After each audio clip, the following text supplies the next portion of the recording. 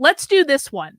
Okay, this is not related directly to the Jack Posobiec, James Lindsay stuff. It's going to be a quick one, but this is related to the concept of the woke right. Because I'm sorry, there is no bigger symbol for me of the woke right than the Daily Wire.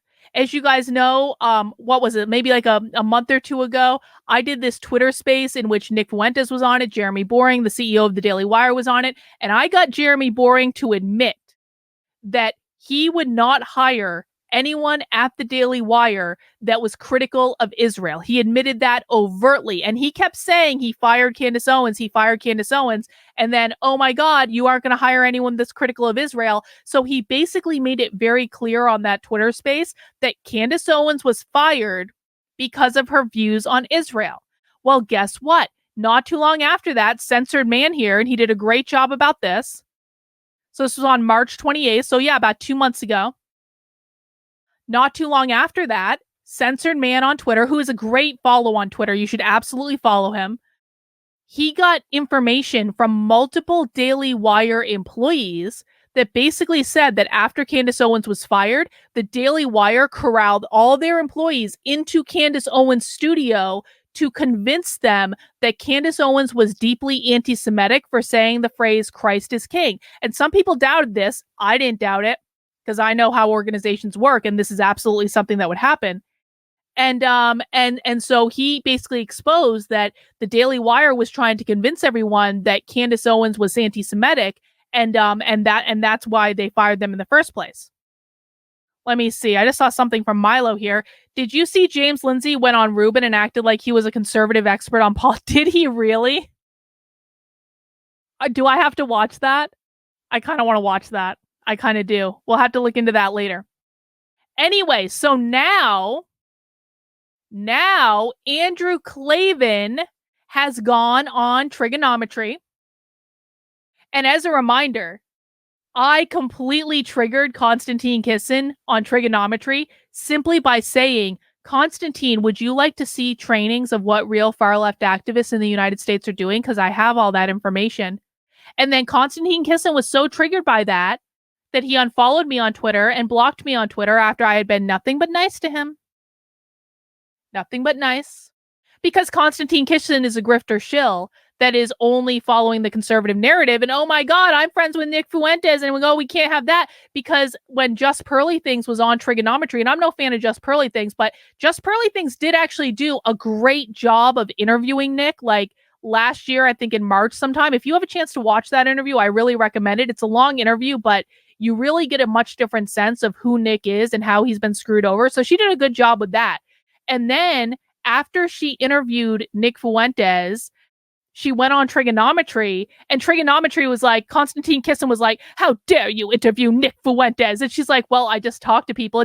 And Konstantin Kisin was like, you should have pushed back on him, as though he has any standing to tell Pearl how to operate her own show. And listen, again, I'm not a fan of Pearl. I think Pearl gets a lot right, but I think Pearl has some issues to work out. But it's not a Konstantin Kisin's business if Pearl decides to interview Nick Fuentes or anyone else, and it's not his job to tell her what to do. And he made this whole big deal about, like, you should have pushed back on him. Well, guess what, Konstantin? People are allowed to think what they want, and they're not required to agree with you. He's the great savior of liberal values, but he cannot stand when people disagree with him. Anyway, Andrew Klavan went on Trigonometry and basically confirmed that Candace Owens was fired from the Daily Wire because Nick Fuentes was saying nice things about her online, and she was saying Christ is King, and they consider to be Christ is King to be anti-Semitic. So let's just watch this clip so that you guys can hear exactly what Andrew Klavan said. And ever since, I've been the target of what they call the Groypers. I just call them Nazis because that's what they are. There were things going out over our air that she was saying that were being at least received, I have to say, as being deeply anti-Semitic. So that Nick Fuentes, who is a virtual Nazi, I mean, there's no space between him and what a Nazi would be saying, was praising her to the skies. if Nick Fuentes praises me to the skies, I go out and say, no, I'm not on your side. I don't know. I don't know what you mistook, but there was nothing coming back. And so it was becoming uncomfortable to be on the same, station, the same venue where that stuff was coming out. And so I'm just going to pause it there. Really just think about that. Nick Fuentes said nice things about Candace Owens. And Candace Owens didn't publicly disavow Nick Fuentes. And Andrew Klavan is such a fucking snowflake that made a really uncomfortable work environment because I wanted Candace Owens to denounce Nick Fuentes and she didn't do it.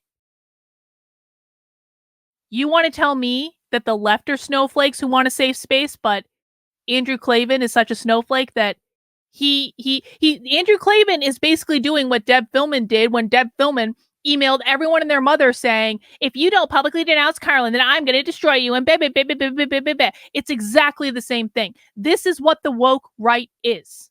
If you don't agree with them and you don't do exactly what they want you to do, and that usually has to do with supporting Israel, by the way, because one of the reasons that Deb is so teed off at me is I do not believe that we should be supporting what Israel's doing. I think it's a genocide and I'm anti-war and anti-genocide. But no, because I don't support what Israel is doing, that makes me an evil anti-Semite. And you better denounce Carlin. And no, that's woke. I'm allowed to have my opinion. Candace Owens, who I also don't like, and I think she's a raging narcissist, but Candace Owens is allowed to have an opinion. Nick Fuentes, who I do like, in fact, hang on, stand by. Carlin Borsenko's my girl. Carlin Borsenko's my girl. What's Carlin that? Borsenko's my girl. Nick Fuentes, who I do like, though I don't agree with him on many things, is also allowed to have a goddamn opinion. And it is woke as F. If you are a major fucking conservative personality using your platform to say the only acceptable opinion is the one that I agree with. And if you don't agree with me, then you should be fired, you should be silenced, you should be deplatformed, all this stuff. It's ridiculous. Anyway, continue. So without ever having any kind of personal animus toward Candace, or even knowing what it was she intended, I'm not even saying that was, how she intended it to be received.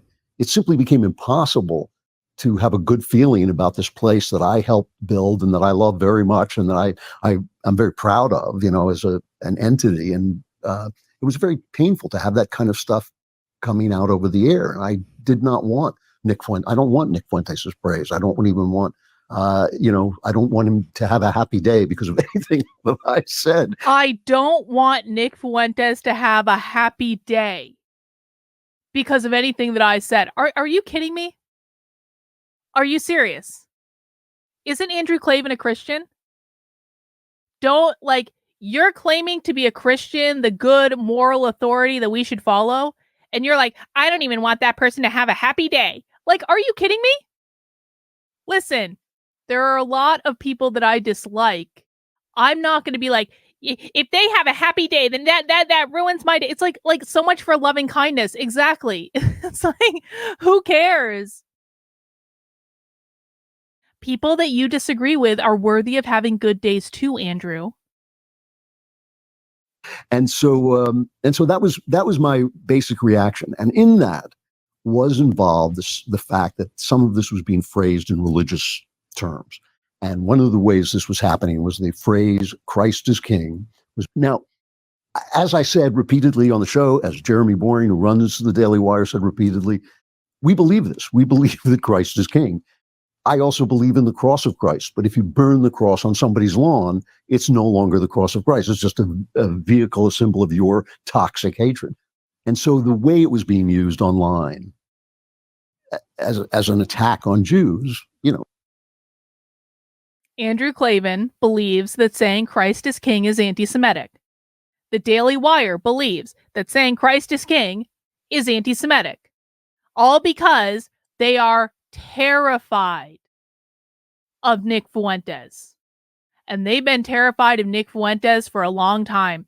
They are so terrified of him that they will fire Candace Owens for saying Christ is king, because Nick Fuentes might like that Candace Owens said Christ is king. That's insane. That is insane.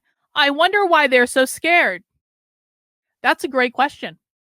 Nick Fuentes is a 25-year-old live streamer that does a show out of his mom's basement on a green screen. And that's not meant to be a put down. Nick Fuentes has become very successful doing what he's doing. He is phenomenally successful. So I'm not like shitting on him or anything, but I'm just saying that the Daily Wire, with their hundreds of millions of dollars, are terrified of a 25-year-old live streamer that has somehow become more powerful than they are. They are so terrified that they will fire Candace Owens just because Nick Fuentes said something nice about her. That's insane. That's unhinged. And that's because they know that Nick is right. They know that people are listening to Nick, and they know that they're being exposed for being the chief propagandist for fucking Israel. Daily Wire is Israel first. They don't give a flying flip about America. They made this clear over and over and over and over and over again. They fired Candace Owens because she was critical of Israel. They will not hire anyone that is critical of Israel. Jordan Peterson blocked me on Twitter for saying you should maybe talk to the 25-year-old. Jordan Peterson, world-renowned psychologist, expert psychologist, literally wrote books for young men. Nick has an entire audience of young men that could actually probably really use Jordan Peterson's advice if we're honest about it. I retweeted Jordan Peterson maybe about a month ago because Jordan Peterson had retweeted someone tweeted at him saying, "When will you talk to Nick Fuentes?" And Jordan Peterson was like, "When hell freezes over." And I retweeted Jordan Peterson, world-renowned psychologist, and said, "You're afraid to talk to a 25-year-old?" And I was blocked, like almost immediately. So I'm sorry, man. Even when I didn't like Nick, I would still sit here and listen to him. Like we had many Nick Fuentes streams when I was not on kind of like Nick's. I hadn't come around yet because Nick was still kind of being, well, I mean, listen, man, like I think that a lot of things changed after October 7th and a lot of things became very clear to me. And I still don't agree with Nick on a lot of things. I really, really don't. But even when I didn't agree with him, I sat here and listened to him. We did entire streams where all we did was listen to him from start to finish so that people could actually hear. And eventually I came around. All right, you know. Sometimes it takes some time. But even when I didn't like him, I still would have talked to him. Even when I didn't like him, I still listened to him. If Jordan Peterson doesn't have a thick skin to listen to a 25-year-old, then he shouldn't have a psychology license. I'm sorry. Like, that's ridiculous. And none of these people should be responsible for communicating anything in regards to like conservative values or defending anything, because all they want to defend is Israel. So, mask off. Mask has been off for a while, but I wanted to make sure everyone saw that from a censored man. Again, doing a great job on Twitter. I hope everyone gives him a follow.